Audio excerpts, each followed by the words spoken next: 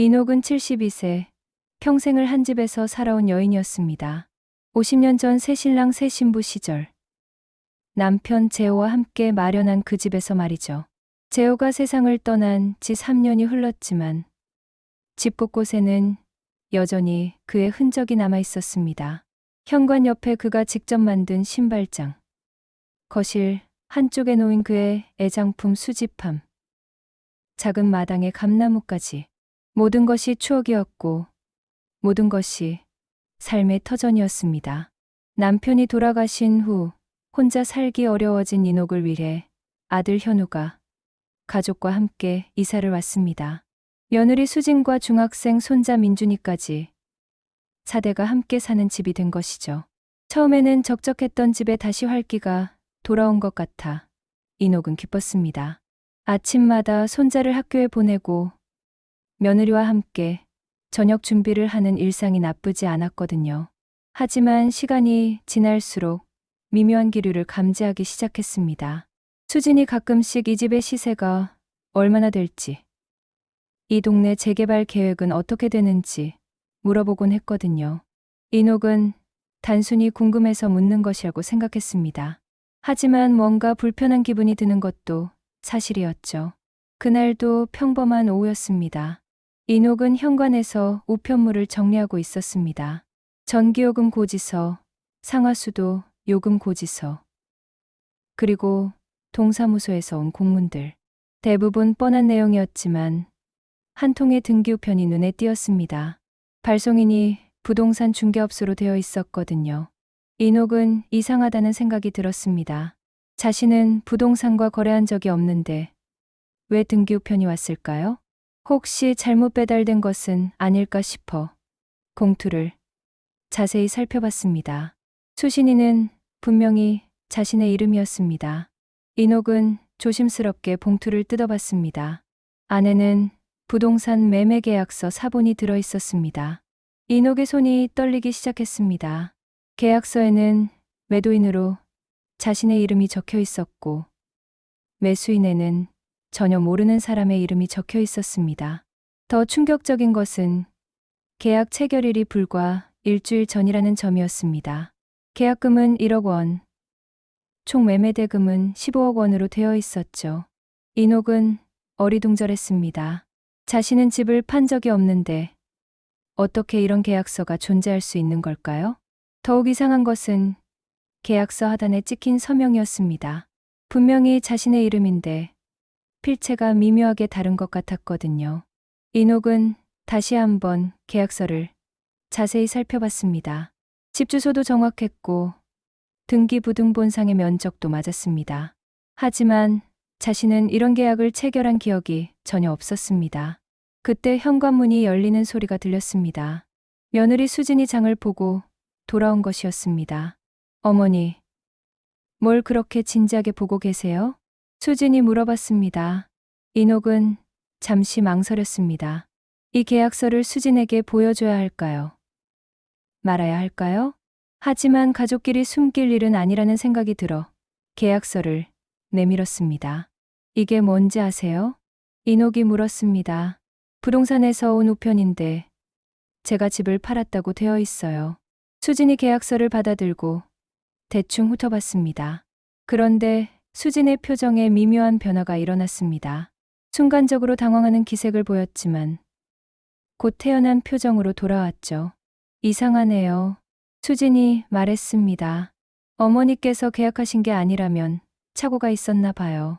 아마 같은 동네에 비슷한 이름을 가진 분이 계시나 보죠. 그럴까요? 이녹이 의심스럽게 물었습니다. 하지만 주소도 정확하고 제 이름도 맞는데요. 그래도 어머니께서 직접 계약하지 않으셨다면 분명히 실수일 거예요. 수진이 단호하게 말했습니다. 내일 부동산에 전화해서 확인해 볼게요. 수진은 그렇게 말하고는 부엌으로 들어가 버렸습니다. 이녹은 뭔가 석연치 않다는 느낌을 지울 수 없었습니다. 수진의 반응이 너무 태연했거든요. 보통 이런 상황이면 더 놀라거나 당황할 법한데 말이죠. 저녁 시간이 되어 현우가 퇴근했습니다. 이녹은 아들에게도 이 일을 얘기해 봤습니다. 현우야, 오늘 이상한 일이 있었어. 인옥이 계약서를 보여주며 설명했습니다. 아, 그런 일이 있었어요? 현우가 계약서를 받아보며 말했습니다. 아마 동명이인이거나 주소 착오가 있었나 보네요. 요즘 부동산 사기도 많다고 하던데 혹시 모르니까 확인해봐야겠어요. 현우의 반응도 수진과 비슷하게 담담했습니다. 하지만 인옥은 여전히 불안했습니다. 이런 일이 단순한 실수일 리가 있을까요? 그날 밤 인옥은 잠을 이루지 못했습니다. 계속해서 그 계약서가 머릿속에서 맴돌았거든요. 새벽 2시쯤 목이 말라 부엌으로 나가는데 거실에서 작은 목소리가 들렸습니다. 수진이 누군가와 전화통화를 하고 있었습니다. 인옥은 들키지 않으려고 조심스럽게 대담 모서리에 숨어 들어봤습니다. 네, 맞아요. 계약서가 미리 도착했나 봐요. 수진의 목소리였습니다. 어머니가 보셨는데 다행히 별로 의심하지 않으시는 것 같아요. 인옥의 심장이 빠르게 뛰기 시작했습니다. 아니, 아직 말씀드리지 못했어요. 수진이 계속 말했습니다. 타이밍을 봐서 자연스럽게 얘기할 예정이에요. 인옥은 더 이상 듣고 있을 수가 없었습니다. 조용히 방으로 돌아왔지만 잠은 더욱 오지 않았습니다. 방금 들은 대화가 무슨 의미인지 대충 짐작이 갔거든요. 수진이 자신도 모르게 집을 팔려고 하고 있는 것 같았습니다. 하지만 어떻게 그런 일이 가능할까요? 집은 분명히 자신의 명의인데 말이죠. 다음 날 아침, 인옥은 수진의 행동을 유심히 관찰했습니다. 평소와 다를 바 없이 아침 준비를 하고 현우를 출근시키고 민준이를 학교에 보냈습니다. 하지만 인옥의 눈에는 수진의 모든 행동이 부자연스럽게 보였습니다. 어머니, 어제 그 계약서 건은 제가 부동산에 확인해 봤어요. 수진이 말했습니다.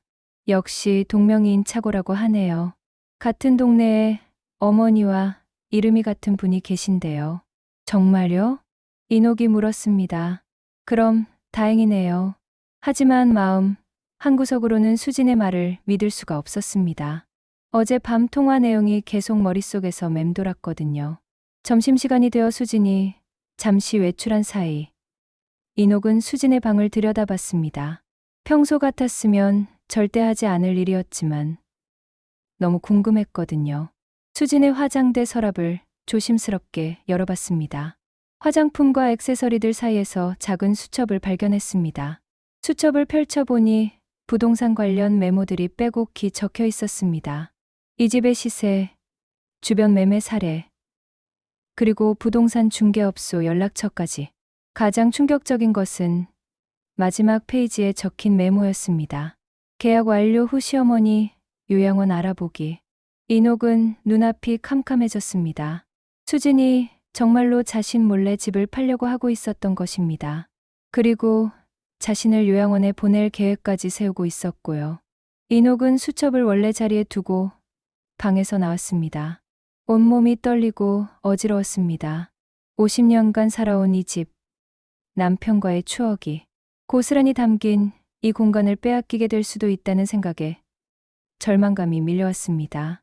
더욱 충격적인 것은 가족이라고 믿었던 며느리가 자신을 속이고 있다는 사실이었습니다. 인옥은 거실 소파에 주저앉아 멍하니 벽을 바라봤습니다. 벽에는 가족 사진들이 걸려 있었습니다.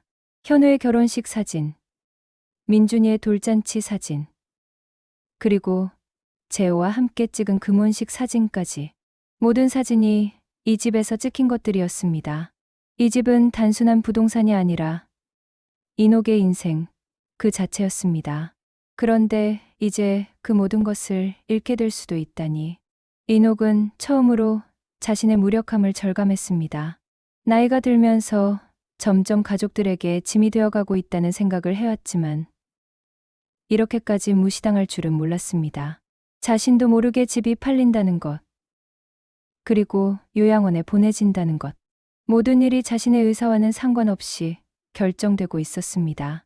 오후 3시쯤 수진이 돌아왔습니다. 인옥은 아무렇지 않은 척 평소처럼 행동했습니다. 하지만 수진을 바라보는 시선은 예전과 달랐습니다. 이제는 며느리가 아니라 자신의 집을 노리는 타인으로 보였거든요. 수지는 여전히 태연하게 저녁 준비를 했습니다. 마치 아무 일도 없었던 것처럼 말이죠. 인옥은 수진의 그런 모습이 더욱 섬뜩하게 느껴졌습니다. 어떻게 이렇게 태연할 수 있을까요?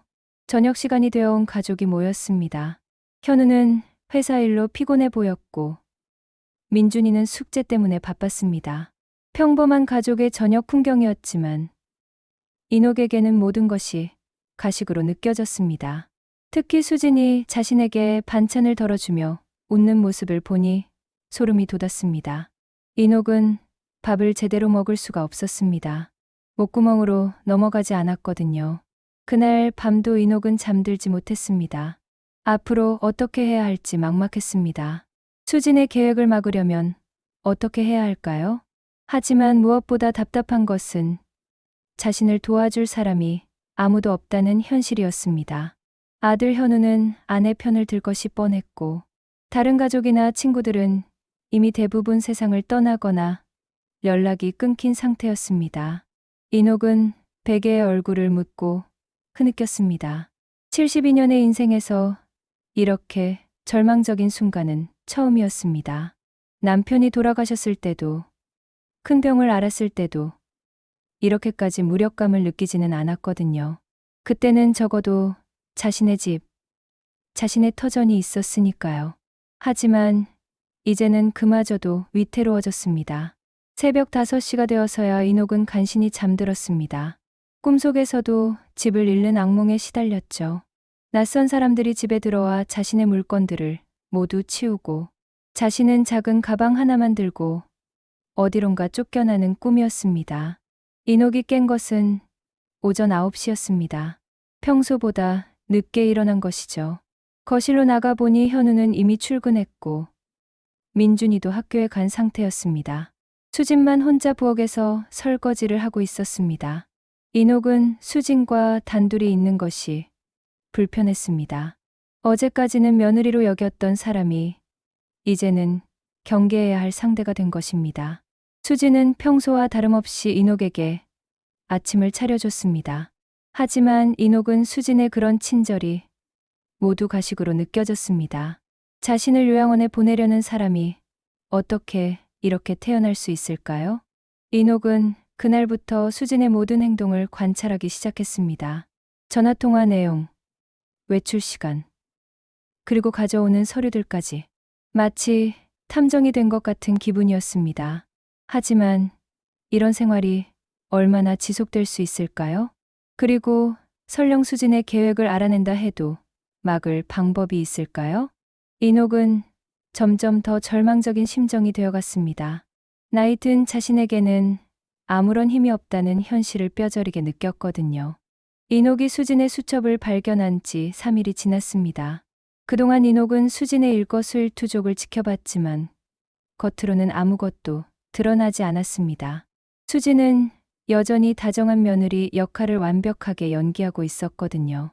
하지만 인옥의 예민해진 감각으로는 수진의 작은 변화들이 모두 포착됐습니다. 평소보다 자주 휴대폰을 확인하는 것, 전화를 받을 때 다른 방으로 가는 것, 그리고 우편물을 인옥보다 먼저 가져가려는 것까지 모든 행동이 의심스러웠습니다. 그날 오후 인옥은 더 이상 참을 수 없어서 현우와 직접 이야기하기로 마음먹었습니다. 아들이라면 자신의 말을 믿어줄 거라고 생각했거든요. 현우가 퇴근해서 저녁을 먹고 있을 때 인옥이 조심스럽게 꺼냈습니다. 현우야, 엄마가 중요한 얘기가 있어. 네, 어머니, 무슨 일이세요? 현우가 젓가락을 내려놓으며 물었습니다. 며칠 전에 받은 그 부동산 계약서 말인데 인옥이 떨리는 목소리로 시작했습니다. 수진이가 뭔가 숨기고 있는 것 같아. 어머니, 무슨 말씀이세요?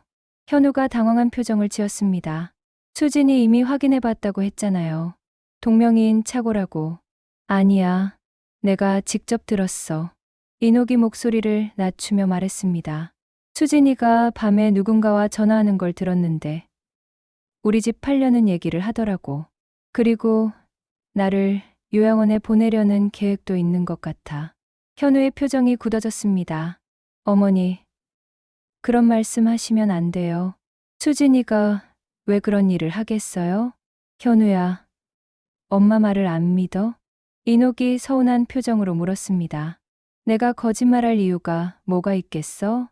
믿고 안 믿고의 문제가 아니라 상식적으로 말이 안 돼요. 현우가 답답하다는 듯이 말했습니다. 집은 어머니 명의인데 어떻게 남이 마음대로 팔 수 있어요? 그리고 수진이가 그런 사람이 아니에요. 이녹은 현우의 반응에 실망했습니다. 아들조차 자신의 말을 믿어주지 않는다니. 그때 부엌에서 설거지를 하고 있던 수진이 나타났습니다. 무슨 이야기를 그렇게 진지하게 하세요? 수진이 웃으며 물었습니다. 아, 별거 아니야. 현우가 얼른 손사래를 쳤습니다. 어머니가 요즘 스트레스를 좀 받으시나 봐. 수진은 이녹을 걱정스럽게 바라봤습니다. 어머니, 어디 불편하신 데는 없으세요? 요즘 계속 예민해 보이시는데. 아니에요. 괜찮아요. 이녹이 어색하게 대답했습니다. 하지만 수진의 그런 가식적인 관심이 더욱 불쾌했습니다. 그날 밤, 현우와 수진이 방에서 대화하는 소리가 들렸습니다. 이녹은 또다시 몰래 들어보기로 했습니다. 어머니가 요즘 이상해. 현우의 목소리였습니다. 자꾸 당신을 의심하시는 것 같아. 나이가 드시면서 그런 것 같아요. 수진이 대답했습니다. 우리 엄마도 그러셨거든요. 나중에는 며느리를 도둑으로 보시더라고요. 노인분들은 의심이 많아지시나 봐요. 혹시 치매 초기 증상은 아닐까? 현우가 걱정스럽게 물었습니다. 한번 병원에 모시고 가볼까요? 그럴 필요까지는 없을 것 같은데요. 수진이 말했습니다. 그냥 스트레스 받지 않게 잘 모셔드리면 될 것 같아요. 이녹은 문 뒤에서 듣고 있다가 화가 치밀어 올랐습니다. 자신을 치매 환자 취급하다니. 더욱 화가 나는 것은 아들마저 수진의 말에 동조하고 있다는 사실이었습니다. 다음 날 아침, 이녹은 수진과 단둘이 있게 됐습니다. 현우는 출근했고 민준이는 학교에 간 상태였죠. 이녹은 이 기회에 수진과 정면 승부를 해보기로 마음먹었습니다. 수진아, 내가 물어볼 게 있어. 이녹이 단호한 목소리로 말했습니다. 네, 어머니. 무엇이든 말씀하세요. 수진이 여전히 밝은 표정으로 대답했습니다. 며칠 전에 온 그 부동산 계약서 말인데. 정말 착오가 맞아? 이녹이 직설적으로 물었습니다. 수진의 표정에 순간적으로 당황하는 기색이 스쳤습니다. 하지만 곧 태어난 모습으로 돌아왔죠. 네, 맞아요. 제가 직접 확인해 봤잖아요. 수진이 대답했습니다. 그럼 왜 밤에 부동산과 전화하는 거야? 이녹이 추궁했습니다. 나는 다 들었어. 우리 집 팔고 나를 요양원 보내려는 계획까지. 수진의 얼굴이 순간 하얘졌습니다. 하지만 곧 억지로 웃음을 지으며 말했습니다. 어머니, 무슨 말씀을 하시는 거예요? 제가 언제 그런 전화를 했다고요? 거짓말하지 마. 이녹이 목소리를 높였습니다.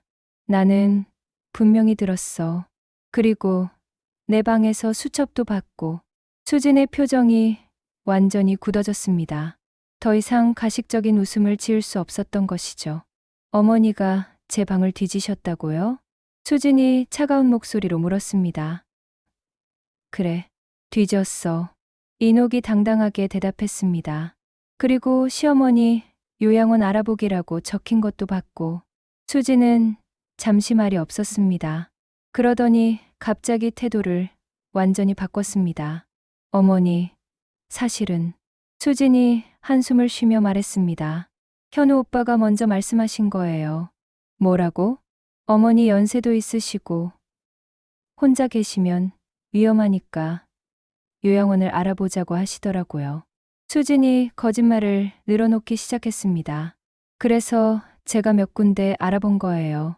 좋은 곳으로요. 거짓말하지 마. 이녹이 소리쳤습니다. 현우가 그럴 리 없어. 어머니, 직접 현우 오빠한테 물어보세요. 수진이 태연하게 말했습니다. 그럼 집을 파는 건 뭐야? 이녹이 계속 추궁했습니다. 그것도 현우 오빠 생각이에요. 수진이 대답했습니다. 이 집이 너무 크고 관리하기 어려우니까 작은 집으로 이사하자고 하시더라고요. 그래서 시세나 알아본 거예요. 인옥은 수진의 거짓말에 어이가 없었습니다. 모든 걸 현우 탓으로 돌리고 있는 것이죠. 하지만 정말로 현우가 그런 말을 했을 수도 있다는 생각이 들어 혼란스러웠습니다. 그날 저녁 현우가 돌아오자마자 인옥이 따져 물었습니다. 현우야, 수진이가 그러는데 내가 나를 요양원에 보내자고 했다면서? 현우가 깜짝 놀란 표정을 지었습니다. 어머니, 무슨 말씀이세요? 제가 언제 그런 말을 했어요? 그럼 수진이가 거짓말한 거야? 인옥이 물었습니다. 현우는 수진을 바라봤습니다. 수진이 어색한 웃음을 지으며 말했습니다. 어머니가 자꾸 이상한 말씀을 하시니까 제가 농담 삼아 그런 말을 한 것 같아요. 기억이 정확하지 않네요. 인옥은 수진이 또다시 거짓말하는 것을 알 수 있었습니다. 하지만 현우는 여전히 수진을 의심하지 않는 것 같았습니다. 어머니, 요즘 스트레스를 너무 받으시는 것 같아요. 현우가 걱정스럽게 말했습니다. 한번 병원에 가보시는 게 어떨까요? 나는 아무 이상 없어. 인옥이 화를 내며 말했습니다. 이상한 건 너희들이야. 어머니, 진정하세요. 현우가 달래려 했지만 인옥은 이미 화가 머리끝까지 나 있었습니다. 그날 밤 인옥은 자신의 방에서 혼자 울었습니다. 아들마저 자신을 믿어주지 않는다는 사실이 가장 슬펐습니다. 수진이 거짓말하고 있다는 것을 분명히 알고 있는데 아무도 자신의 말을 들어주지 않았거든요. 더욱 절망적인 것은 이런 상황에서 자신을 도와줄 사람이 아무도 없다는 현실이었습니다. 친구들은 대부분 세상을 떠났고 친척들과는 연락이 끊긴 지 오래였습니다. 결국 혼자 싸워야 하는데 72세의 노인이 무엇을 할 수 있을까요? 다음 날 수진의 태도가 확연히 달라졌습니다. 더 이상 가식적인 친절을 베풀지 않았거든요. 필요한 말만 하고 인옥을 대하는 태도도 차갑게 변했습니다. 인옥은 이제 완전히 집에서 고립된 기분이었습니다. 현우는 여전히 아내 편을 들었고 손자 민준이는 할머니와 엄마 사이의 미묘한 기류를 눈치채고 어색해했습니다. 일주일이 더 지나자 상황은 더욱 악화됐습니다. 수진이 인옥의 행동을 감시하기 시작한 것입니다. 인옥이 어디에 가는지, 누구와 전화하는지, 무엇을 하는지 모든 것을 체크했습니다. 마치 간병인이 치매 환자를 돌보는 것 같은 분위기였죠. 더욱 화가 나는 것은 현우가 이런 상황을 당연하게 여기고 있다는 점이었습니다. 어머니 상태가 안 좋으니까 수진이가 더 신경 써서 돌봐드리는 거라고 생각하고 있었거든요. 어느 날 오후 인옥이 동네 마트에 가려고 했는데 수진이 따라 나서려고 했습니다. 어머니, 제가 같이 갈게요. 수진이 말했습니다. 요즘 날씨도 추워지고 길도 미끄러워서 위험해요. 난 혼자 갈 수 있어. 인옥이 거절했습니다. 아니에요. 혹시 모르니까 제가 함께 가는 게 좋겠어요. 수진이 고집을 부렸습니다. 인옥은 수진이 자신을 감시하려는 것이라는 걸 알 수 있었습니다. 하지만 거부할 명분도 없었고 힘으로 어쩔 수도 없었습니다. 마트에서도 수진은 인옥의 곁을 떠나지 않았습니다. 인옥이 누군가와 대화하거나 혼자 행동하는 것을 막으려는 것 같았죠. 집으로 돌아오는 길에 인옥이 말했습니다. 수진아, 내가 왜 이렇게 나를 감시하는 거야? 어머니, 무슨 말씀이세요? 수진이 능청스럽게 대답했습니다. 감시가 아니라 걱정돼서 그런 거예요. 거짓말하지 마. 나도 바보가 아니야. 인옥이 화를 내며 말했습니다. 내가 뭔가 숨기고 있다는 걸 알고 있어. 어머니, 정말 그런 생각은 안 하셨으면 좋겠어요. 수진이 차가운 목소리로 말했습니다. 현우 오빠한테 말씀드릴까 봐 걱정되시는 거예요? 그 말에 인옥은 더욱 화가 났습니다.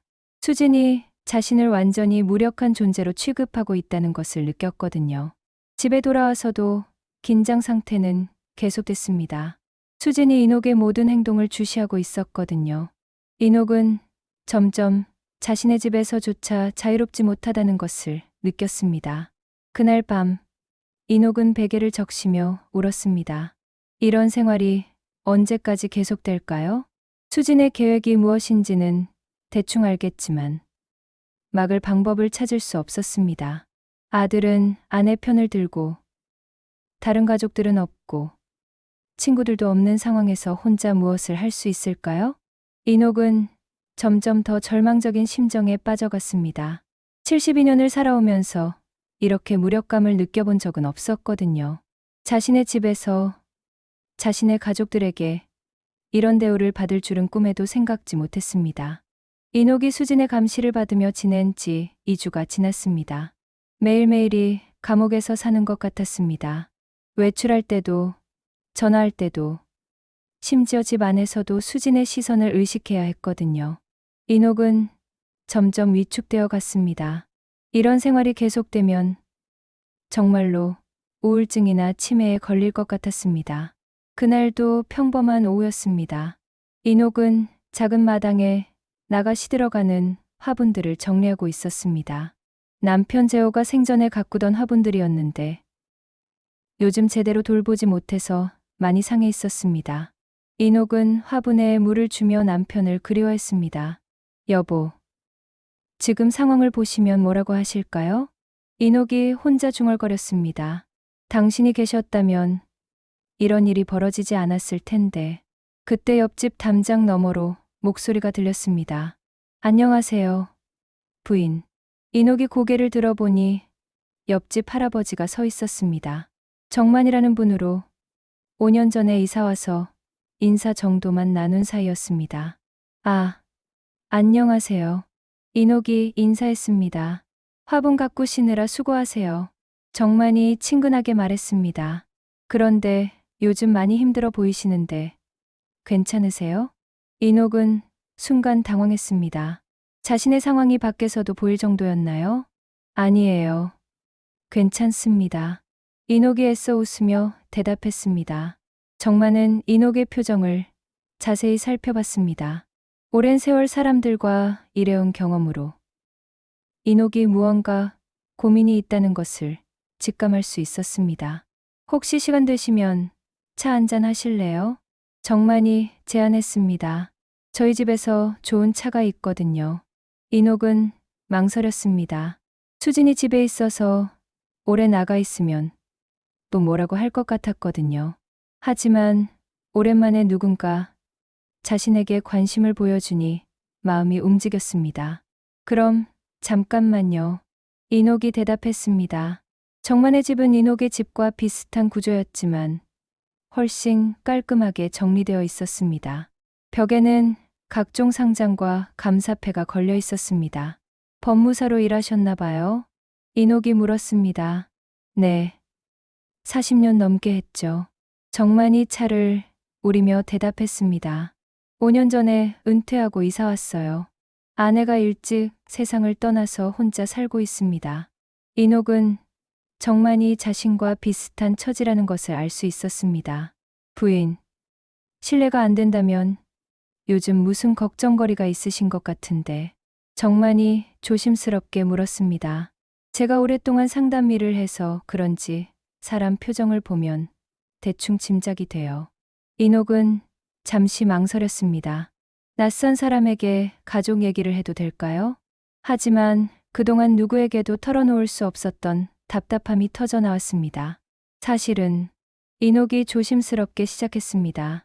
그리고 며칠 전부터 일어난 모든 일을 털어놓았습니다.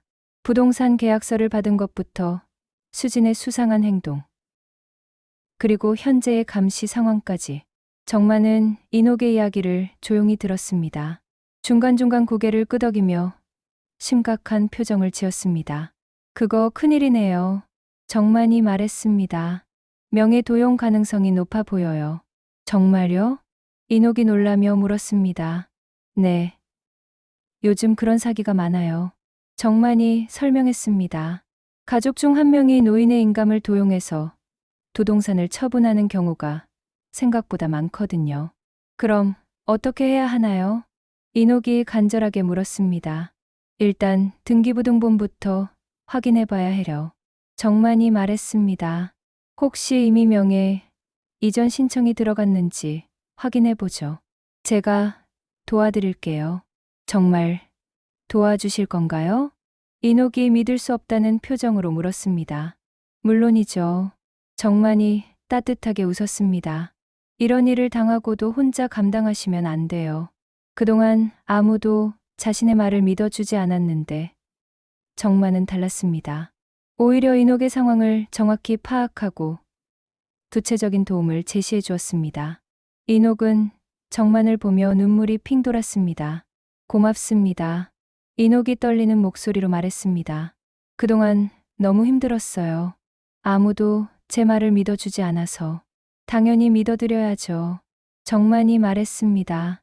부인께서 거짓말할 이유가 뭐가 있어요? 그리고 이런 일은 실제로 많이 일어나는 일이거든요.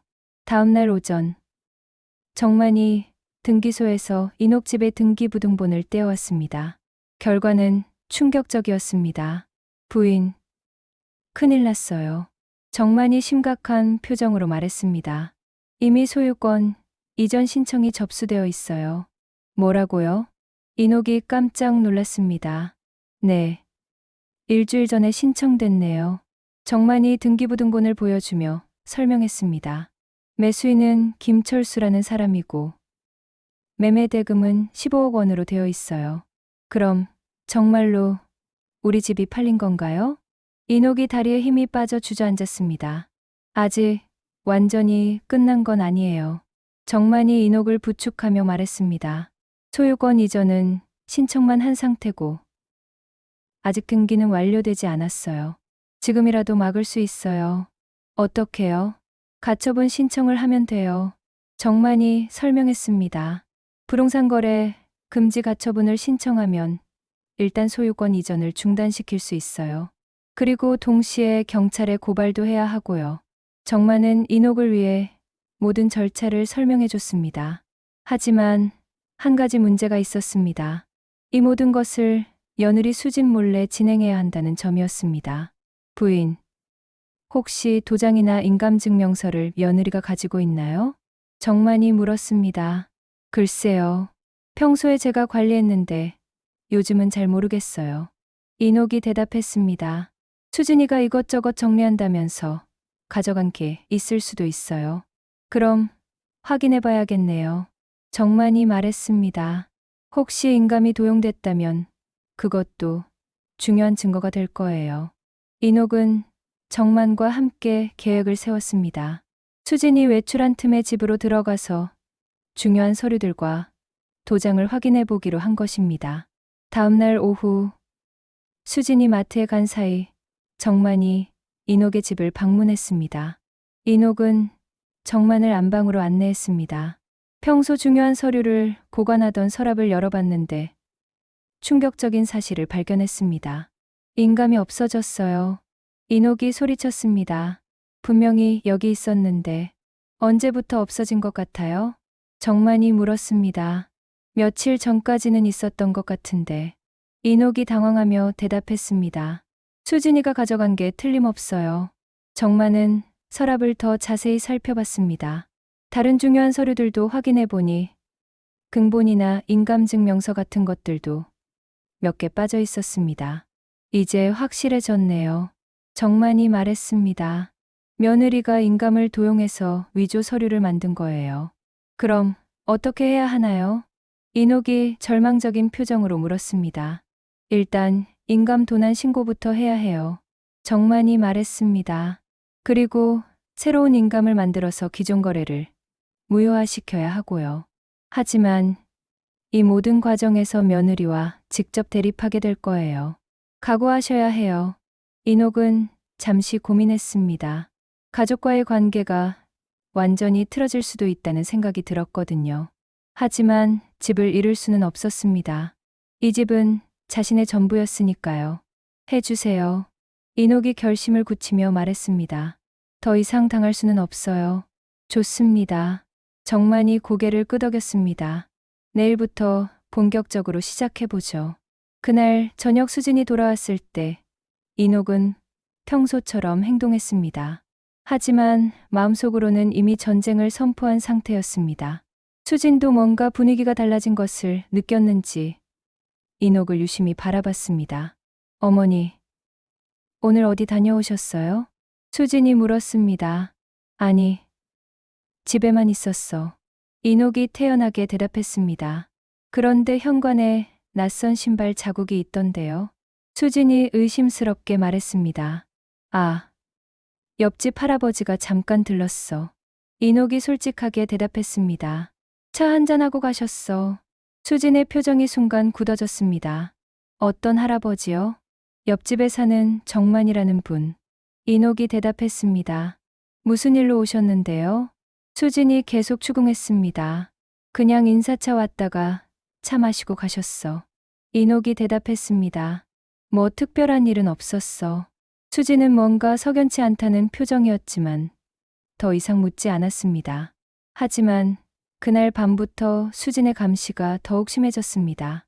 인옥이 어디에 가든 따라다니려 했고 전화 통화도 옆에서 들으려 했습니다. 인옥은 수진이 자신을 더욱 경계하고 있다는 것을 느꼈습니다. 아마 정만의 방문이 부담스러웠나 봅니다. 하지만 이제 인옥에게는 든든한 조력자가 생겼습니다. 더 이상 혼자가 아니었습니다. 정만이라는 전문가가 자신을 도와주고 있으니까요. 인옥은 처음으로 이길 수 있을 것 같다는 희망을 가졌습니다.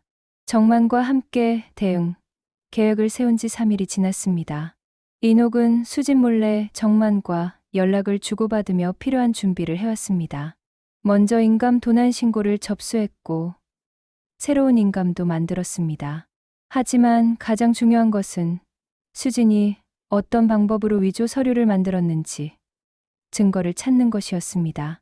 그날 오전 수진이 평소보다 일찍 외출했습니다. 부동산 업체에 간다고 했는데 인옥은 이 기회를 놓칠 수 없었습니다. 정만에게 급히 연락해서 집으로 와달라고 했죠. 30분 후 정만이 도착했습니다. 부인, 오늘이 기회네요. 정만이 말했습니다. 며느리 방을 철저히 뒤져봐야 해요. 숨겨둔 서류가 분명히 있을 거예요. 인옥은 정만과 함께 수진의 방으로 들어갔습니다. 지난번에 봤던 수첩은 그대로 있었지만 더 중요한 서류들을 찾아야 했습니다. 정만은 체계적으로 방을 수색했습니다. 옷장, 서랍, 침대 밑까지 모든 곳을 뒤져봤죠. 그리고 마침내 화장대 깊숙한 서랍에서 중요한 발견을 했습니다. 부인, 이거 보세요. 정만이 소리쳤습니다. 서류 뭉치가 하나 나왔어요. 인옥이 달려와서 확인해 보니 정말 충격적인 내용들이었습니다. 위임장이 여러 장 있었는데 모두 인옥의 명의로 되어 있었습니다. 하지만 서명과 인감은 분명히 위조된 것들이었죠. 이건 완전히 가짜네요. 정만이 위임장을 자세히 살펴보며 말했습니다. 서명 필체도 다르고 인감도 진짜와 모양이 달라요. 게다가 여기 보세요. 정만이 다른 서류를 가리켰습니다. 인감증명서도 위조본이에요. 발급일자를 보니까 부인께서 직접 발급받은 게 아니라 누군가 다른 사람이 대리로 받은 것 같아요. 인옥은 서류들을 보며 분노가 치밀어 올랐습니다. 수진이 이렇게 치밀하게 계획을 세워왔다는 것을 알 수 있었거든요. 더 뒤져보니 더욱 놀라운 것들이 나왔습니다. 부동산 매매 계약서 원본, 그리고 매수인 김철수와의 연락처까지. 특히 충격적인 것은 수진과 김철수 사이의 카카오톡 대화 내용이었습니다. 수진이 휴대폰을 바꾸면서 예전 폰을 그대로 둔 것 같았습니다. 대화 내용을 보니 김철수는 수진의 지인이었고 이 모든 것이 짜고 친 고스톱이었습니다. 정만이 대화 내용을 읽어보며 혀를 찼습니다. 이거 완전히 사기네요. 정만이 말했습니다. 매수인 김철수도 공범이에요. 실제로 집을 사려는 게 아니라 일단 명의만 이전받은 다음에 다른 사람에게 비싸게 팔려는 계획인 것 같아요. 그럼 우리 집이 정말 없어지는 건가요? 이녹이 떨리는 목소리로 물었습니다. 아니에요. 정만이 단호하게 말했습니다. 이제 확실한 증거가 있으니까 막을 수 있어요. 하지만 빨리 움직여야 해요. 정만은 수진의 휴대폰에서 더 많은 증거를 수집했습니다. 카카오톡 대화, 통화 기록, 그리고 부동산 중개업체와의 연락 내용까지. 모든 것이 수진의 범행을 증명하는 결정적 증거였습니다. 특히 충격적인 것은 수진이 시어머니를 요양원에 보낸 후 집을 팔아서 차익을 남편과 나눠 가지려 했다는 내용이었습니다. 현우도 알고 있었던 건가요? 이녹이 믿을 수 없다는 표정으로 물었습니다.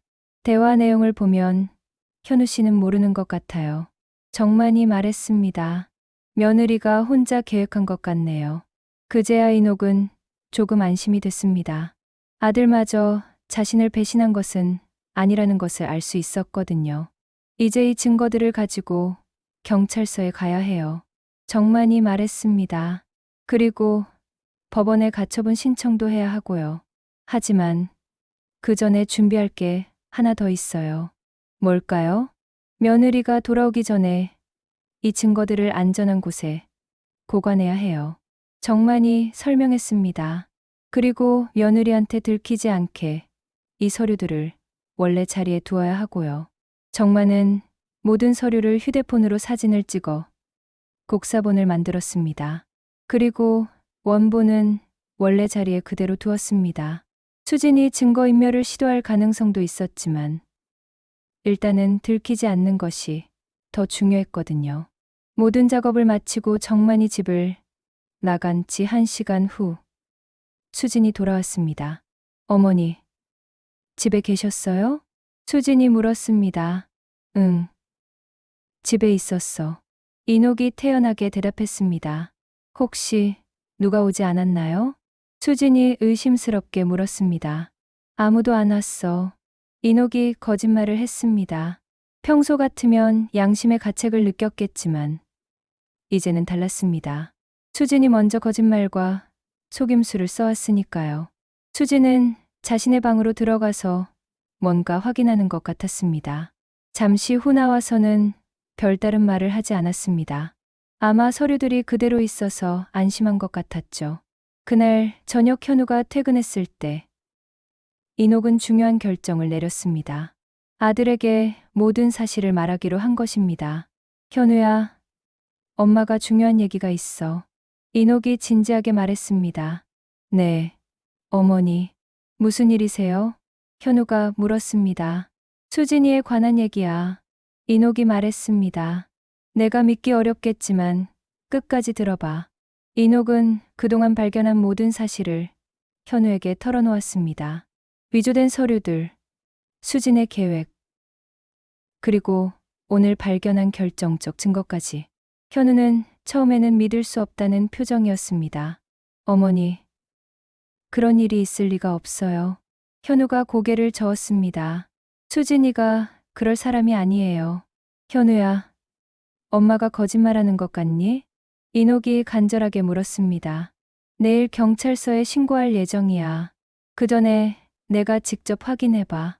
현우는 혼란스러워했습니다.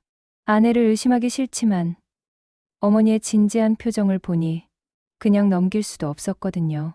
그럼 수진이 방을 확인해 봐야겠네요. 현우가 말했습니다. 하지만 어머니, 만약 오해라면 어떻게 하시겠어요? 오해가 아니야. 이녹이 확신에 찬 목소리로 말했습니다. 내가 직접 보면 알 거야. 그날 밤 수진이 샤워하는 동안 현우는 아내의 방을 수색했습니다. 이녹이 알려준 곳에서 위조 서류들을 발견한 현우의 얼굴은 하얘졌습니다. 특히 카카오톡 대화 내용을 본 후에는 완전히 충격에 빠졌습니다. 어머니, 정말이었네요. 현우가 떨리는 목소리로 말했습니다. 수진이가 정말로 이런 일을 했다니 믿을 수 없어요. 이녹은 현우가 진실을 받아들이는 모습을 보며 안도했습니다. 드디어 아들이 자신의 편이 되어준 것입니다. 현우야, 이제 어떻게 할 거니? 이녹이 물었습니다. 일단 수진이와 직접 대화해봐야겠어요. 현우가 말했습니다. 그리고 잘못된 일은 바로잡아야 하고요. 하지만 현우는 여전히 혼란스러워했습니다. 5년간 함께 살아온 아내가 이런 일을 저질렀다는 것을 쉽게 받아들이기 어려웠거든요. 다음 날 아침, 긴장감이 감도는 가운데 하루가 시작됐습니다. 수지는 아직 모든 것이 들통났다는 사실을 모르고 있었습니다. 하지만 곧 모든 것이 밝혀질 예정이었습니다. 인옥은 정만과 함께 경찰서에 갈 준비를 하고 있었고, 현우는 아내와의 대화를 준비하고 있었습니다. 드디어 진실이 밝혀질 때가 온 것입니다. 다음 날 아침, 인옥은 현우가 수진과 대화하기를 기다렸습니다. 어젯밤 증거를 본 현우가 분명히 아내를 추궁할 것이라고 생각했거든요. 하지만 아침 식사 시간은 평소와 다를 바 없이 조용했습니다. 현우는 신문을 보며 밥을 먹고 수지는 반찬을 챙기며 평범하게 행동했습니다. 인옥은 현우의 반응이 이상하다고 생각했습니다. 그렇게 충격적인 증거를 봤는데 어떻게 태어날 수 있을까요? 현우가 출근 준비를 하는 동안 인옥이 조심스럽게 물어봤습니다. 현우야, 어젯밤에 본 것에 대해서는 어떻게 생각해? 현우가 잠시 멈칫했습니다. 어머니, 그 얘기는 나중에 해요. 지금은 회사에 가야 해서. 현우의 대답에 인옥은 실망했습니다. 이런 급한 상황에서도 회사 일이 더 중요하다는 건가요? 하지만 현우는 서둘러 집을 나갔습니다. 현우가 나간 후 인옥과 수진만 남게 됐습니다. 수진은 여전히 아무것도 모르는 척 연기를 했습니다. 어머니, 오늘은 뭐 하실 거예요? 수진이 물었습니다. 그냥 집에 있을 거야. 인옥이 대답했습니다. 마음속으로는 정만과 함께 경찰서에 갈 계획이었지만 수진에게 말할 수는 없었습니다. 오후에 정만이 약속대로 찾아왔습니다. 부인, 준비되셨어요? 정만이 물었습니다. 오늘 경찰서에 가서 고발장을 접수해야 해요. 네, 가요. 인옥이 대답했습니다. 하지만 현우가 아직 수진과 제대로 대화하지 않은 것 같아서 걱정이에요. 일단 법적 절차부터 밟아두는 게 좋아요. 정만이 말했습니다. 가족 간 대화는 나중 문제고 지금은 부동산 거래를 막는 게 급선무예요. 경찰서에서 고발장을 접수하는 과정은 생각보다 복잡했습니다. 담당 경찰관은 인옥의 이야기를 듣고 나서 여러 가지 질문을 했습니다. 할머니, 정말 며느리가 이런 일을 했다고 확신하세요? 경찰관이 물었습니다. 가족 간의 오해일 수도 있거든요. 아니에요. 인옥이 단호하게 말했습니다. 증거도 다 있어요. 정만이 준비해온 서류들을 보여주자 경찰관의 표정이 진지해졌습니다. 이 정도면 명백한 사기 행위네요. 경찰관이 말했습니다. 일단 고발장을 접수하고 조사에 들어가겠습니다. 경찰서에서 나온 후 정만과 인옥은 법원으로 향했습니다. 부동산 거래 금지 가처분 신청을 하기 위해서였습니다. 법원에서도 절차는 순조롭게 진행됐습니다. 인옥이 제출한 증거들이 워낙 명확했기 때문입니다. 이제 며느리가 더 이상 집을 팔 수 없게 됐어요. 정만이 안도하며 말했습니다. 가처분 결정이 나면 등기소에서도 소유권 이전을 거부할 거예요. 정말 다행이에요. 인옥이 눈물을 글썽이며 말했습니다. 선생님 도움이 아니었다면 정말 큰일 날 뻔했어요. 아직 끝난 게 아니에요. 정만이 말했습니다. 이제 가족들과의 관계를 정리해야 해요. 특히 현우 씨와 진지하게 대화해야 하고요. 집으로 돌아온 인옥은 현우가 퇴근하기를 기다렸습니다. 오늘은 반드시 아들과 제대로 된 대화를 나눠야 했거든요. 저녁 7시에 현우가 돌아왔습니다. 평소보다 표정이 어두워 보였습니다. 현우야, 오늘 어떤 결정을 내렸니? 인옥이 직접적으로 물었습니다. 어머니가 말씀하신 일 말이에요. 현우가 한숨을 쉬며 소파에 앉았습니다. 솔직히 말하면 아직도 믿기지 않아요. 수진이가 그런 일을 할 사람이라고 생각하지 못했거든요. 하지만 증거가 명확하잖아. 인옥이 말했습니다. 내가 직접 본 거 아니야? 봤어요. 현우가 고개를 끄덕였습니다. 하지만 뭔가 오해가 있을 수도 있지 않을까요? 혹시 수진이가 다른 이유로 그런 일을 했을 수도 있고요. 이녹은 현우의 반응에 실망했습니다. 이런 명백한 상황에서도 아직 아내를 의심하지 못하다니. 현우야, 내가 직접 수진이에게 물어봐. 이녹이 말했습니다. 그럼 진실이 밝혀질 거야. 그때 수진이 부엌에서 나와 거실로 왔습니다. 무슨 이야기를 그렇게 심각하게 하세요? 수진이 물었습니다. 현우는 잠시 망설이다가 입을 열었습니다. 수진아, 내가 물어볼 게 있어. 현우가 조심스럽게 말했습니다. 어머니, 집 매매 관련해서 뭔가 알고 있는 게 있니? 수진의 표정이 순간 굳어졌습니다. 하지만 곧 태어난 모습으로 돌아왔습니다. 무슨 말씀이세요? 수진이 물었습니다. 저는 아무것도 모르는데요. 현우가 더 구체적으로 물어봤습니다. 내 방에서 이상한 서류들을 봤어. 위임장이나 계약서 같은 것들 말이야. 수진이 잠시 당황하는 기색을 보였습니다. 하지만 곧 반격에 나섰습니다. 오빠가 제 방을 뒤지셨다고요? 수진이 화난 목소리로 말했습니다. 그게 말이 돼요? 남편이 아내 방을 의심해서 뒤진다는 게? 아니야. 그게 아니라. 현우가 당황했습니다. 그게 아니라 뭐예요? 수진이 목소리를 높였습니다. 어머니가 자꾸 이상한 말씀을 하시니까 오빠도 의심하게 된 거 아니에요? 그리고 오빠는 왜 어머니 말만 믿으세요? 이녹이 끼어들었습니다. 수진아, 그만해. 이녹이 단호하게 말했습니다. 이제 모든 게 들통났어. 경찰서에도 신고했고 법원에도 가처분 신청했어. 수진의 얼굴이 하얘졌습니다. 뭐라고요? 경찰서요? 그래. 이내이 당당하게 말했습니다. 내가 내 인감을 도용해서 위조 서류를 만든 것.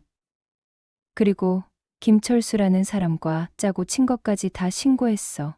수진이 현우를 바라봤습니다. 오빠, 정말 그런 일을 하신 거예요? 아내보다 어머니 말을 더 믿으신다는 거예요? 현우가 괴로워했습니다. 수진아, 증거가 너무 명확해.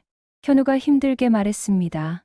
내 핸드폰에서 김철수와의 대화도 봤고 위조 서류들도 봤어. 수지는 더 이상 변명할 수 없다는 것을 깨달았습니다.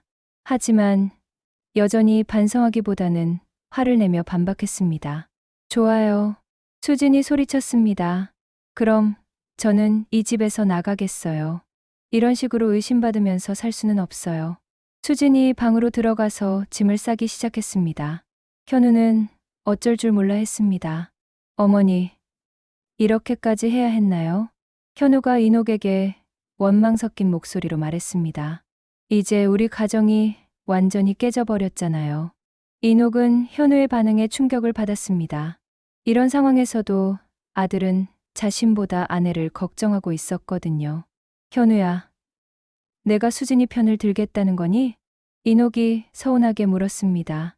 그게 아니라 좀 더 조용히 해결할 방법은 없었나 싶어서요. 현우가 대답했습니다. 경찰까지 부를 필요가 있었나요? 조용히 해결하라고? 이녹이 화가 났습니다.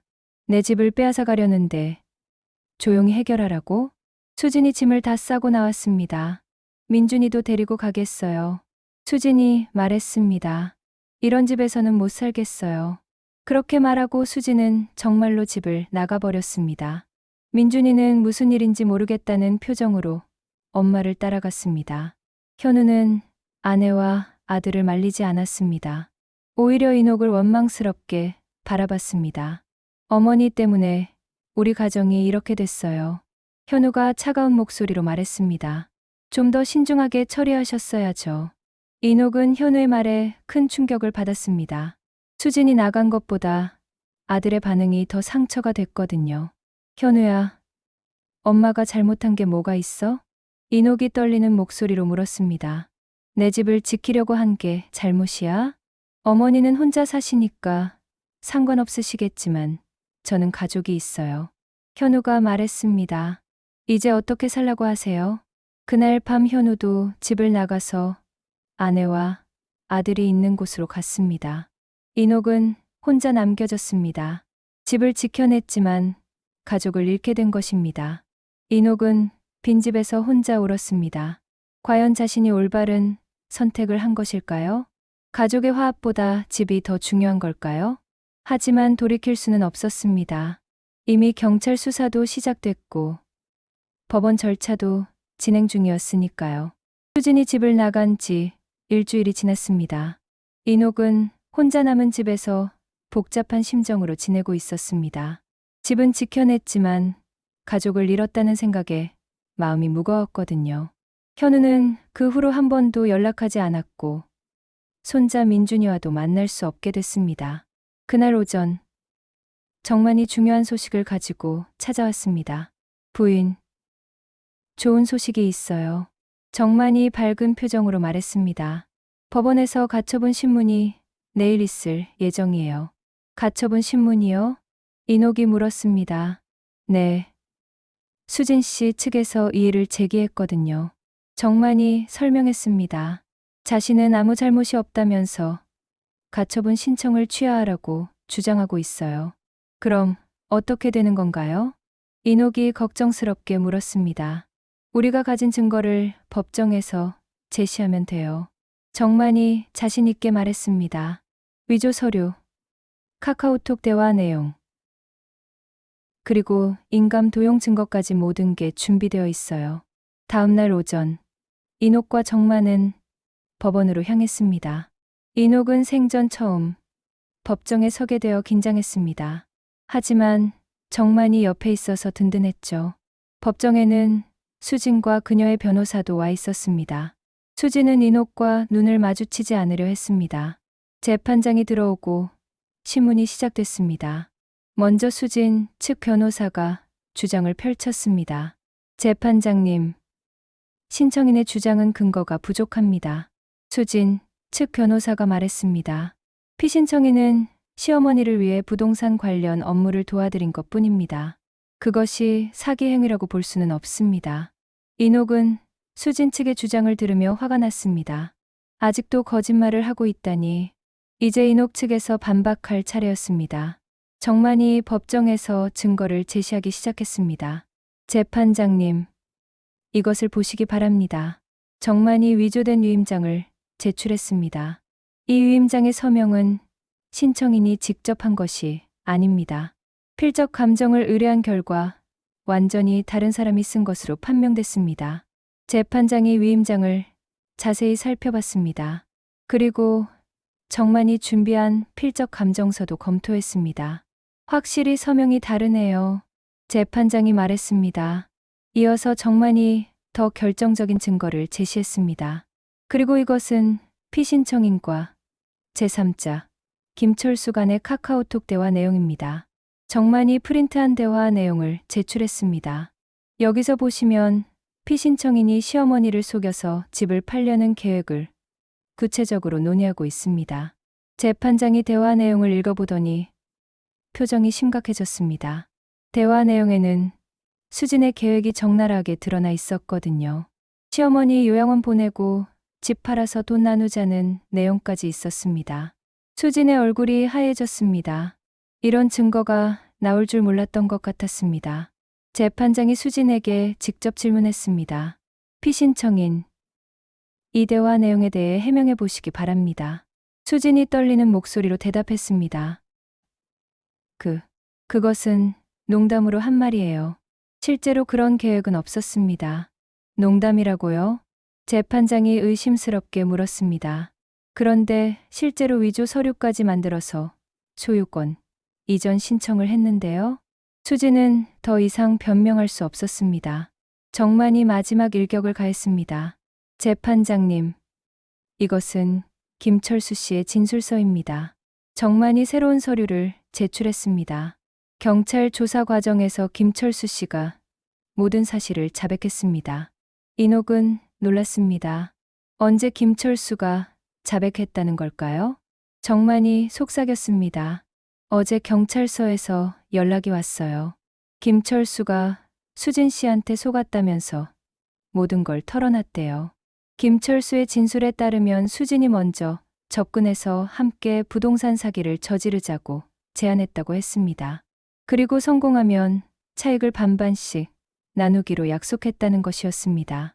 재판장이 모든 증거를 검토한 후 결론을 내렸습니다. 신청인의 주장이 사실로 인정됩니다. 재판장이 엄숙하게 말했습니다. 피신청인이 신청인의 인감을 도용하여 위조 서류를 작성한 것은 명백한 사기 행위입니다. 따라서 다음과 같이 결정합니다. 첫째, 해당 부동산의 소유권 이전을 금지합니다. 둘째, 피신청인의 신청인에 대한 접근을 금지합니다. 셋째, 관련 서류는 모두 무효 처리합니다. 인옥은 안도의 한숨을 쉬었습니다. 드디어 승리한 것입니다. 수지는 고개를 숙인 채 아무 말도 하지 못했습니다. 법정을 나오면서 정만이 인옥을 축하했습니다. 부인, 정말 수고하셨어요. 정만이 말했습니다. 이제 집을 완전히 지키게 됐어요. 고맙습니다. 인옥이 눈물을 글썽이며 말했습니다. 선생님 도움이 아니었다면 어떻게 됐을지 몰라요.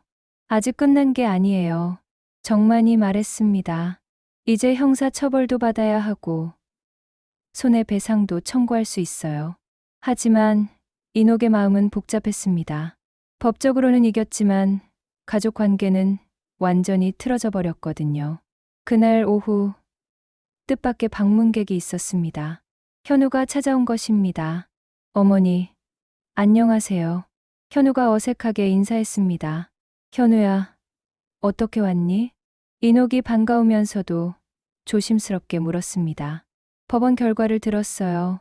현우가 말했습니다. 수진이가 정말로 그런 일을 했다니 믿을 수가 없어요. 현우의 표정에는 충격과 당황이 역력했습니다. 이제야 사실을 받아들이게 된 것 같았습니다. 어머니, 죄송해요. 현우가 고개를 숙였습니다. 제가 어머니 말씀을 믿지 않았어요. 수진이 편만 들고 어머니를 의심했어요. 괜찮아. 인옥이 아들의 어깨를 토닥이며 말했습니다. 내가 아내를 믿고 싶어 한 건 이해해. 하지만 어머니, 이제 어떻게 해야 할지 모르겠어요. 현우가 괴로워했습니다. 수진이와는 이혼해야 할 것 같고 민준이는 어떻게 할지 천천히 생각해봐. 인옥이 말했습니다. 급하게 결정할 일은 아니야. 현우는 그날부터 다시 집으로 돌아왔습니다. 하지만 민준이는 아직 엄마와 함께 있었습니다. 며칠 후 경찰서에서 연락이 왔습니다. 수진에 대한 수사가 완료됐다는 내용이었습니다. 부인, 수진 씨가 기소됐어요. 정만이 인옥에게 알려줬습니다. 사기죄와 육아증서 위조죄로 기소됐는데 실형이 나올 가능성이 높아요. 그래도 처벌은 받아야겠네요. 인옥이 말했습니다. 하지만 마음 한편으로는 안쓰럽기도 했습니다. 며칠 더 지나서 수진이 인옥을 찾아왔습니다. 법원에 접근 금지 명령이 있었지만 현우가 중간에서 연결해 준 것 같았습니다. 어머니, 죄송합니다. 수진이 무릎을 꿇고 사과했습니다. 제가 정말 잘못했어요. 인옥은 수진을 바라보며 복잡한 심정이었습니다. 화가 나면서도 한편으로는 불쌍하기도 했습니다. 수진아, 왜 그런 일을 했니? 인옥이 물었습니다. 돈이 그렇게 중요했어? 죄송해요. 수진이 울면서 말했습니다. 제가 너무 욕심이 많았어요. 그리고 어머니를 우습게 봤어요. 나이 드신 분은 아무것도 모르실 거라고 생각했어요. 수진의 사과를 들으며 인옥은 많은 생각이 들었습니다. 나이가 들었다고 해서 무시당해서는 안 된다는 것을 다시 한번 깨달았습니다. 그리고 자신의 권리는 자신이 지켜야 한다는 것도 배웠습니다. 이제 모든 일이 정리됐습니다. 집도 지켰고 진실도 밝혀졌습니다. 하지만 새로운 시작을 해야 할 때였습니다. 수진이 무릎을 꿇고 사과한 지 3일이 지났습니다. 인옥은 수진의 사과를 받아들였지만 쉽게 용서할 수는 없었습니다. 너무 큰 상처를 받았거든요. 그날 오전 경찰서에서 연락이 왔습니다.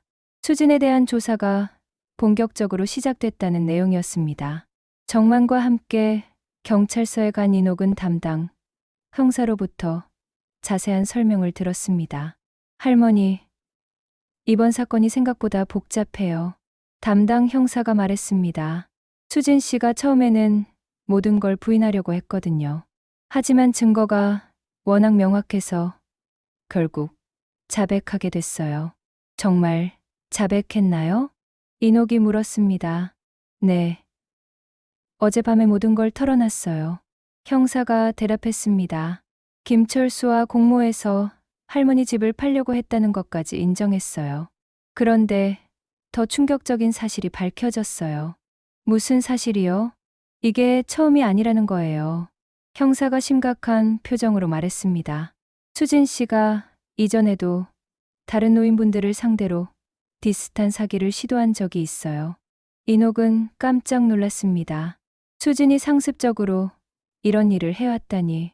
그럼 저만 당한 게 아니라는 건가요? 네, 맞아요. 형사가 고개를 끄덕였습니다.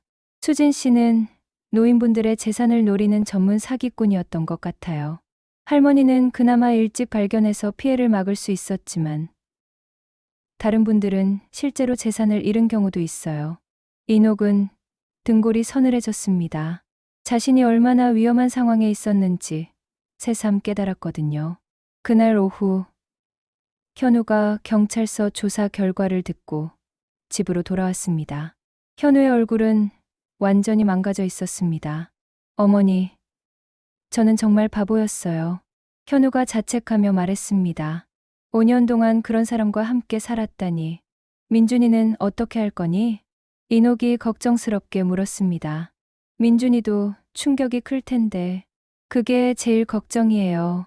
현우가 한숨을 쉬었습니다. 아직 민준이에게는 자세한 얘기를 못했어요. 엄마가 나쁜 일을 했다는 것만 알고 있어요. 그날 저녁, 민준이가 집으로 돌아왔습니다. 며칠 만에 보는 손자의 모습이 많이 야위어 보였습니다. 할머니, 미안해요. 민준이가 이녹에게 가까워 안겼습니다. 엄마가 할머니한테 나쁜 짓을 했다면서요. 괜찮아, 민준아. 이녹이 손자를 안아주며 말했습니다. 내가 잘못한 게 아니야. 할머니, 이제 우리 가족은 어떻게 돼요? 민준이가 불안한 목소리로 물었습니다. 엄마 없이 살아야 하는 거예요? 이녹은 손자의 마음을 생각하니 가슴이 아팠습니다. 아무리 수진이 잘못했다고 해도 민준이에게는 엄마였으니까요. 며칠 후 수진의 재판이 시작됐습니다. 이녹과 정만 그리고 현우가 법정에 참석했습니다. 재판장에 선 수진의 모습은 초라해 보였습니다. 피고인 김수진은 피해자 박인옥의 인감을 도용하여 위조 서류를 작성했습니다. 검사가 기소 내용을 읽어 내려갔습니다. 그리고 공범 김철수와 함께 15억 원 상당의 부동산을 사기로 취득하려 했습니다. 이는 명백한 사기죄와 유가증서 위조죄에 해당합니다. 수진의 변호사가 선처를 호소했습니다. 재판장님, 피고인은 깊이 반성하고 있습니다. 수진 측 변호사가 말했습니다. 그리고 실제 피해는 발생하지 않았습니다. 하지만 검사는 엄중한 처벌을 요구했습니다. 피고인은 상습적으로 노인들을 상대로 사기를 저질러 왔습니다. 검사가 말했습니다. 이런 범죄를 방치하면 더 많은 피해자가 생길 수 있습니다. 엄벌에 처해야 합니다. 재판장이 수진에게 마지막 진술 기회를 줬습니다. 피고인, 할 말이 있으면 하십시오. 수진이 떨리는 목소리로 말하기 시작했습니다. 죄송합니다. 수진이 이녹을 바라보며 말했습니다. 어머니, 정말 죄송해요. 제가 너무 욕심이 많았어요. 그리고 나이 드신 분들을 우습게 봤어요. 수진의 눈에서 눈물이 흘렀습니다. 저는 어릴 때부터 가난하게 자랐어요. 그래서 돈에 대한 욕심이 너무 컸어요. 하지만 그것이 변명이 될 수는 없어요. 어머니한테 정말 죄송합니다. 이녹은 수진의 진술을 들으며 복잡한 심정이었습니다.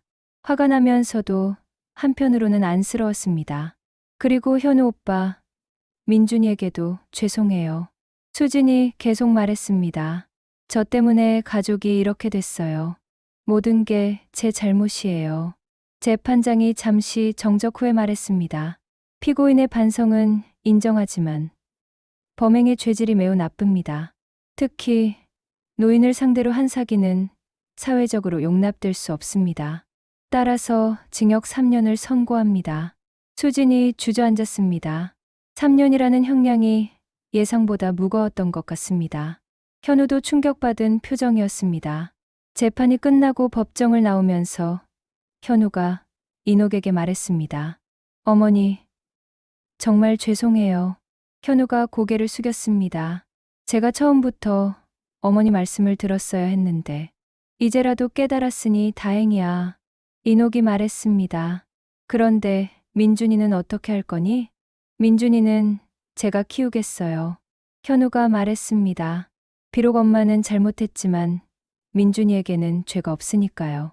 그날 밤 인옥은 정만과 함께 모든 일을 정리했습니다. 부인, 정말 수고 많으셨어요. 정만이 말했습니다. 이제 모든 일이 끝났네요. 고맙습니다. 인옥이 진심으로 말했습니다. 선생님 덕분에 집도 지키고 진실도 밝힐 수 있었어요. 당연한 일 했을 뿐이에요. 정만이 웃으며 말했습니다. 나이가 들었다고 해서 무시당하면 안 되거든요. 부인께서 용기 있게 싸우신 덕분에 다른 노인분들도 조심하게 될 거예요. 인옥은 정만의 말에 고개를 끄덕였습니다. 이번 일을 통해 많은 것을 배웠습니다. 나이가 들어도 자신의 권리는 당당히 주장해야 한다는 것을, 그리고 가족이라는 이름으로 당하는 피해도 있다는 것을, 가장 중요한 것은 자신을 지킬 수 있는 사람은 결국 자신뿐이라는 사실이었습니다. 수지는 감옥에 가게 됐지만 인옥은 해방감을 느꼈습니다. 더 이상 누군가의 감시를 받으며 살 필요가 없어졌거든요. 자신의 집에서 자유롭게 살 수 있게 된 것입니다. 그리고 옆집에는 정만이라는 든든한 이웃이 있었습니다. 앞으로 무슨 일이 있어도 혼자가 아니라는 생각이 들었습니다. 수진의 재판이 끝난 지 한 달이 지났습니다. 인옥의 일상은 서서히 평온을 되찾아가고 있었습니다.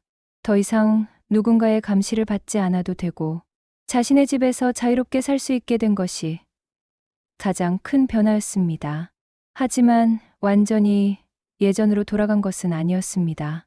이번 일을 통해 인옥은 많은 것을 깨달았거든요. 가장 큰 깨달음은 나이가 들어도 자신의 권리를 포기해서는 안 된다는 것이었습니다. 그날 오전, 정만이 평소처럼 찾아왔습니다.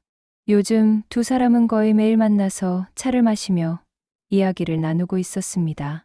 부인, 오늘 기분이 좋아 보이시네요. 정만이 웃으며 말했습니다.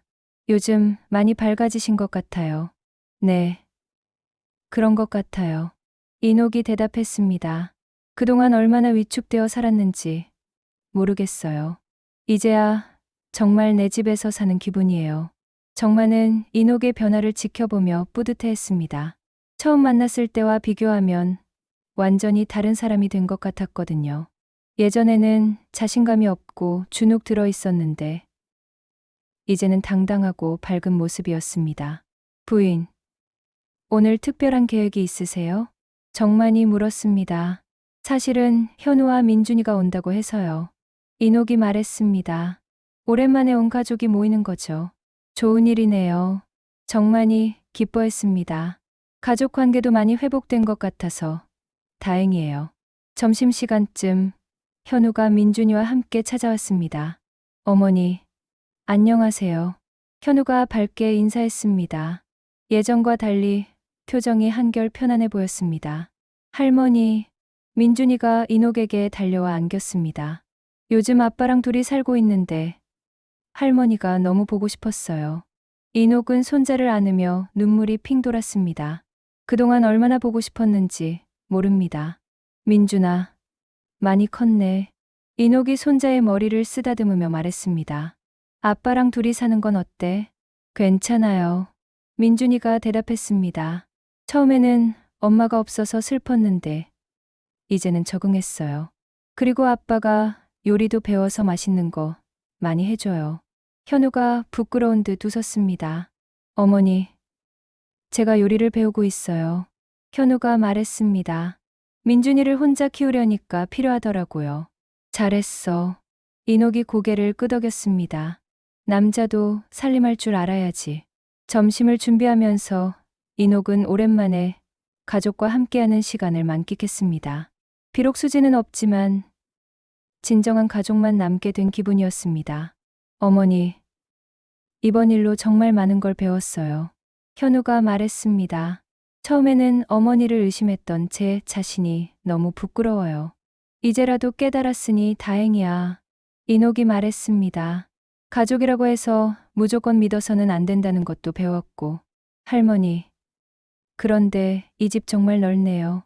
민준이가 집 안을 둘러보며 말했습니다. 아빠랑 저만 살기에는 지금 집이 너무 작아요. 혹시 우리도 할머니랑 같이 살 수 있을까요? 현우가 민준이의 말에 당황했습니다. 민준아, 그런 말 함부로 하면 안 되지. 인옥이 손자를 바라보며 웃었습니다. 민준이가 원한다면 언제든 와도 돼. 인옥이 말했습니다. 이 집은 원래 가족이 함께 사는 집이었으니까. 정말요? 현우가 놀라며 물었습니다. 어머니, 저희가 다시 와도 될까요? 물론이지. 인옥이 대답했습니다. 하지만 이번에는 조건이 있어. 무슨 조건이요?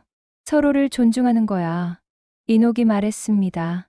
나이가 많다고 해서 무시하거나 어려고 해서 함부로 대하지 않는 것. 그리고 집안의 중요한 일은 모두 함께 상의해서 결정하는 것.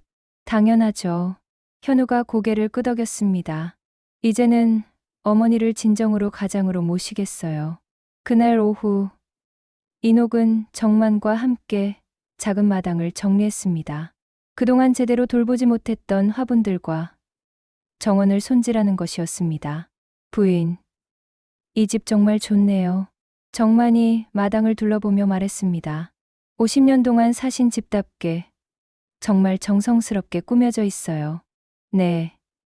남편과 함께 하나하나 만들어간 집이에요. 인옥이 추억에 잠기며 말했습니다. 이 감나무도 결혼 첫 해에 심은 거고, 저 장미도 현우가 태어났을 때 기념으로 심은 거예요. 그러고 보니 이 집은 단순한 건물이 아니라 추억이 지은 집이네요. 정만이 감탄하며 말했습니다. 그런 집을 잃을 뻔했다니 정말 안타까운 일이었어요. 맞아요. 인옥이 고개를 끄덕였습니다. 이 집은 저에게 전부예요. 남편과의 추억, 현우를 키운 추억, 민준이와 놀았던 추억, 모든 게 이 집에 있어요. 두 사람은 오후 내내 마당을 정리했습니다. 시들었던 화분들을 갈아주고 잡초를 뽑고 새로운 꽃들도 심었습니다. 마치 새로운 시작을 알리는 것 같았습니다. 저녁이 되어 현우와 민준이가 돌아갈 시간이 됐습니다. 할머니, 다음 주에 이사 올게요. 민준이가 기뻐하며 말했습니다. 정말 빨리 할머니랑 살고 싶어요. 그래, 기다리고 있을게. 인옥이 손자를 안아주며 말했습니다. 어머니, 그동안 정말 혼자 계시느라 힘드셨죠? 현우가 미안한 표정으로 말했습니다. 앞으로는 제대로 모시겠어요. 힘든 것보다 무시당하는 게 더 서러웠어. 인옥이 솔직하게 말했습니다. 나이가 들었다고 해서 바보가 되는 건 아니거든. 현우가 깊이 고개를 끄덕였습니다. 그날 밤, 인옥은 혼자 거실에 앉아 벽에 걸린 가족 사진들을 바라봤습니다. 남편 재호와 함께 찍은 결혼사진, 현우의 어린 시절 사진, 그리고 민준이와 함께 찍은 최근 사진까지. 모든 사진이 이 집에서 찍힌 것들이었습니다. 이 집은 정말 인옥의 인생 자체였습니다. 여보, 우리 집 지켰어요. 인옥이 남편의 사진에 대고 말했습니다. 위험할 뻔했지만 끝까지 지켜냈어요. 그리고 이제 현우와 민준이도 다시 돌아와요. 마치 남편이 대답하는 것 같았습니다. 잘했어, 인옥아. 끝까지 포기하지 않아서 다행이야. 창밖으로는 따뜻한 저녁 바람이 불어왔습니다. 마당의 감나무 잎들이 바람에 살랑거리고 있었습니다. 50년 전 남편과 함께 심었던 그 나무가 이제는 커다란 그늘을 만들어주고 있었습니다. 인옥은 이 집에서의 앞으로의 시간들을 생각해 봤습니다. 현우와 민준이와 함께 만들어갈 새로운 추억들.